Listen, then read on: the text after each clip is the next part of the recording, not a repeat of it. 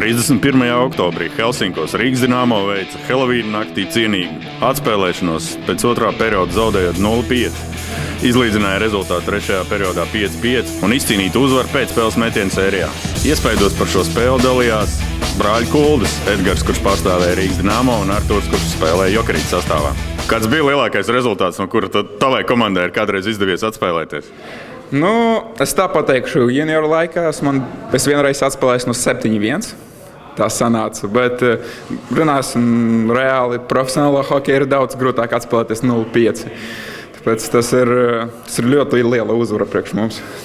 Šodien droši vien tāda divējāda sajūta bija jāspēlē pret brāli. Sanāca laukumā mājiņu pret mājiņu uzspēlēt? Jā, sanāca. Ja godīgi, es gaidīju to jau 16 gadus, ko es šeit spēlēju hokeju. Man gribējās beidzot apspēlēt savu bračku. Un šodien tas beidzot sanāca. Laukumā es viņu redzēju, pāris reizes bijis, pat viņam iedeva nelielu hitu pēc svilpas. Bet tas bija ļoti interesanti un man patika. Un nevaru sagaidīt, lai spēlētu pret viņu vairāk un varbūt pat spēlēt izlasē ar viņu. Bet sajūta spēlēt šādā līmenī, šādā arēnā ir atšķirība no jauniešu hokeja droši vien ļoti jūtama. Jā, visi fani visu laiku labi ļaujās, ļoti liels spiediens un ļoti lielas emocijas. Tu mēģini sevi nokontrolēt, pareizi nospēlēt, būt visu laiku fokusētam uz spēli. Bet tas ir ļoti liels emocijas un esmu ļoti priecīgs, ka pārstāvu šo komanду. Сколько лет ты ждал, когда сыграешь против брата? Много лет. Было интересно сыграть против него. В этот раз удача сопутствовала его команде. Надеюсь, в следующий раз будет моей. Мы спросили его, сколько раз он встретился на поле в одной смене. Сколько раз ты помнишь сегодня? 3. И? 3 раза, но они не забили, когда встретились. 0-0. Но вы перед игрой говорили или...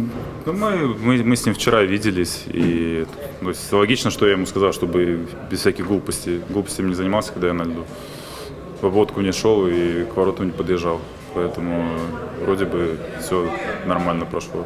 Послушал старшего брата? Нет. Как вообще понравилась игра? Понравилось это так?